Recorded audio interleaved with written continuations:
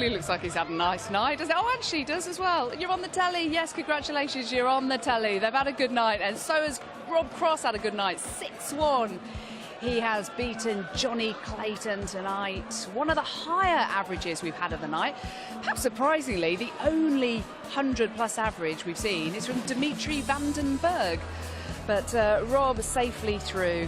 55% on the checkout. Johnny Clayton not doing himself justice tonight, putting away just one of his 8 doubles attempts. And in case you haven't been with us for the full evening, this is how things panned out. Quite a few shocks in there. Dave Chisnall going out early on to Justin Pipe. Max Hopp, who was invited to this tournament, the World Series of Darts final, a German invited, and he beat very out of sorts Adrian Lewis.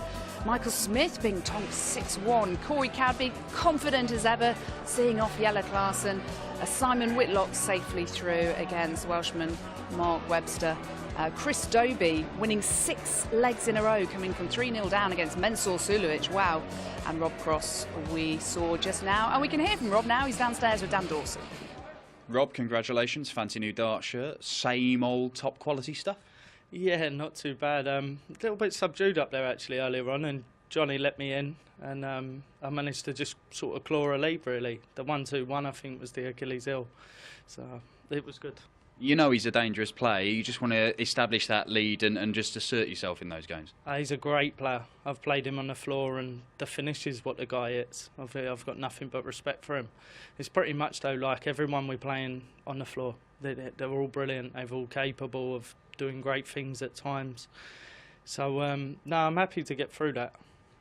You've won 4 titles this year. You're a runner-up in a big TV tournament just last weekend in Belgium. I mean, you must be absolutely flying right now, aren't you? I'm buzzing. I am buzzing for it. I feel I'm playing well. I feel like I can do no wrong at the minute. But at the same time, we still go home and we still prep ourselves in the right way. I still do my practice. So, yeah, fingers crossed things can get better too. Kyle Anderson next for you. Kyle's a guy who's had a breakthrough year himself and has won a televised title, the Auckland Darts Masters, on this World Series event series, if you like. You know that this is a guy who can take it to anybody. He very nearly knocked out MVG last weekend. He's a great player too. The thing is, tomorrow I'll bring my game. I fancy my chances.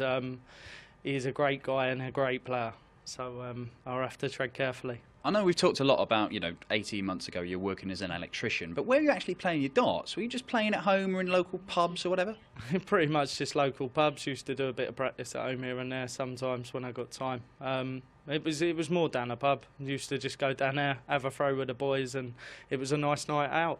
But those guys who you were playing with, did they look at you then and go, oh, this guy could be taking on Michael van Gerwen in major tournaments in a year and a half's time? Did they genuinely think you had that talent? I was told for ages that I should have took it serious. But at the time you have kids and you have responsibilities and bills to pay, so they come first. Are you basically the pub player's inspiration? Every pub player out there should be looking at Rob Cross. Yeah, the pub player pin-up, essentially. Well, I think anyone with any ability, and if they believe they can do it, then go out and do it. And I've just proved it, so why not? Continuing to do so. Congratulations, Rob. Thank you very much. Thank you. Well, Rob Cross is paying a few bills for his family now, having put them first while he worked as an electrician. And he is doing a mighty fine job as a full-time professional. 6-1 victor against Johnny Clayton tonight. And he's got a very intriguing-looking match tomorrow against Kyle Anderson, who's been in such good form himself. And this is how things stand. That is the order of play for when we come back at 7 o'clock tomorrow evening. First up, we'll see James Wade. Remember, down the left-hand side, all the seeds who haven't played today. We'll get to see Barney against van den Berg, Gerwyn Price against Corey Cadby, Gary Anderson against Chris Dobie, a 6-3 victory over Mensur Suljovic tonight, winning 6 in a row. Peter Wright's up against Justin Pipe, MVG against Hopp, Gurney Whitlock, and Kyle Anderson against Rob Cross. Chris Mason, what do you make of that little lot? Yes, it's going to be interesting. I mean, if Dimitri follows up from tonight's performance tomorrow, Raymond's going to have his hands full. Gerwyn Price, Corey Cadby is an absolute standout match. And an interesting one, Gary Anderson and Chris Dobey. Gary Anderson was sponsored by, Chris Dobey was sponsored by Gary Anderson and looked after by Tommy Gilmore himself now. So, yeah, another interesting match. And obviously the last one there, Whitlock against Gurney, will be a repeat of the Grand Prix final where there was a little bit of needle. So that's looking spicy. And then Anderson Cross, that's a real proper match. Yeah. And another one where a seed could potentially tumble. Yeah, talking about seeds tumbling and upsets, that's what we've seen throughout the evening tonight. Do you think the seeds will be at home or in their hotels locally here in Glasgow looking at some of those upsets tonight and I think our putting sponsors, a little bit of extra I think practice? our sponsors will be happy because if anybody got an accumulator up tonight, you know absolutely nothing about darts. Impossible to pick. But yeah, you know, as a seed, I suppose you're there to be shot down, and as we've seen tonight, you know, it's a great opportunity. We're reaching that point in the season where a few players that might not get a lot of TV time are getting a chance, and they're grabbing it with both hands. It's yeah, it's going to be an interesting evening, nights of play.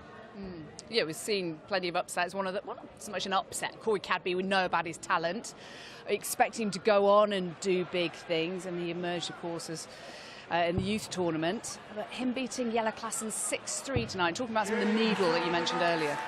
Yeah, I mean, he is talented. I mean, we've seen him on ITV beating Phil Taylor a couple of times, and when he did lose to Taylor, it was only 10-9. Really highly thought of in terms of ability with the other players and people that know him well and have practiced with him.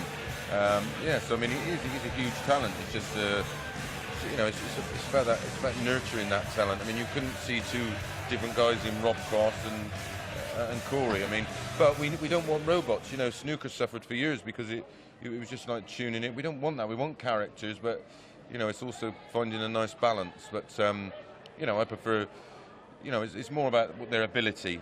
You know, that's the main thing. But you know, they always. You know, it's like Bristow back in the day. You either loved him or loathed him. You know, and it was one of them. But he was a huge character, and as I've said, the game needs characters. Yeah, people watched and playing him. Gerwyn Price, that's two big characters, big personalities. They will clash. And he was asked about playing Gerwyn Price after the match when he was talking to Dan Dawson. Corey, it wasn't the stellar averages we have seen from you, but have done a job on the world number 13 there. Yeah, mate. It wasn't a prettiest game, but at the end of the day, you got to hit doubles, and doubles is what win games. So We've seen you on the World Series this year. You love being up on that big stage, performing in front of fans, don't you? absolutely love it. Love it. You have taken out big names in the relatively few PDC tournaments we've seen. Is there any apprehension about testing yourself against the best in the world? At the end of the day, mate, we're all human, and we can all play the same kind of darts on the night. And I'm only here to support my family, and I'll keep pushing on. You made it all the way to a final on the World Series over the summer. Do you think that a first PDC title is within your grasp this weekend? Yeah, of course. I never doubt myself. And if you have no doubts, why play darts? We've seen you on stage. We know what you like. Gerwyn Price up next. That could be pretty explosive, couldn't it? It's going to be explosive, that's for sure. I was only saying today, and not counting Jelle out, but it's going to be a magic game, and it's going to be very, very intense. You don't take a backward step, though. I mean, I don't know whether you just play darts, you two guys, or just oil up and wrestle. I mean, there's going to be a lot of testosterone on that stage. Yeah, of course, and also good darts to be played, but whoever comes off is, yeah, better on the night. Well, congratulations, Corey, through to the second round. Thanks, mate, appreciate it. Oh, intense, magic, explosive. I think that his match against Gerwyn Price tomorrow night is going to be well worth a watch. Yeah, there's some layers to him, isn't there? And when you hear him talk, it's completely different to the persona on stage. I mean, he's typically Australian, you know, full of confidence, and yeah, I think the Australian word is spunky. There we go. He is. Well, somebody who caused a big upset, I think it's fair to say, certainly in the scoreline, was Dimitri Vandenberg, the only player to average over 100 tonight. 6-1 victor over Michael Smith. Now, Dimitri Vandenberg had lost 6-1 in the opening round against Johnny Clayton last week in Belgium. Why the turnaround, do you think? It's just darts, you know, it is very much, you know, if you take out the elite, you know, it's very much on the day. It's how you feel on the day, you know, especially with, you know, that type of modern rhythm player, and he's capable of this. You know, he's one of them players who's either really, really good, or he just seems to sort of struggle and it won't happen for him. But you look at his results over a 12-month period, there isn't many people he doesn't beat. It's just about trying to string it together on the one day.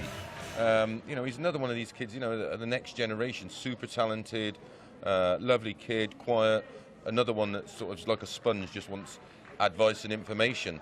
And that was just confirmation of when we ball these guys up, it's genuine. We're not, it's just not hot air. We know, we go and watch these guys play, at the Pro Tour, so we know what they're capable of, and it's just, it's really nice to see them go up there and prove it.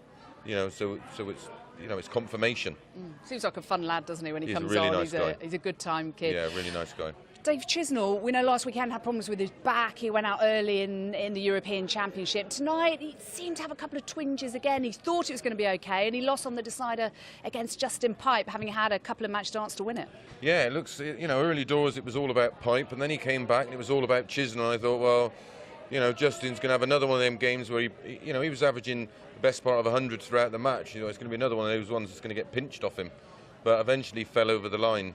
But yeah, I'm not sure if Dave could practice this week because he didn't want to potentially get another twinge in his back and not be able to play. They're professionals. It's guaranteed prize money as long as you turn up and play. But I spoke to him and Roger, his manager, before, and he said he was fine. OK, and Justin will play Peter Wright tomorrow night. We look forward to that. Thank you, Chris. We shall see you then. And we shall see you then, hopefully, live from Glasgow's Braehead Arena. Tomorrow night, 7 o'clock for the second round. Top seeds Gary Anderson and MVG will be the headline acts with a half-decent supporting cast as well. Well, they'll no doubt be a little bit worried by what they've seen tonight with some of the big names already falling at the very first hurdle. We will see you tomorrow night. Bye for now.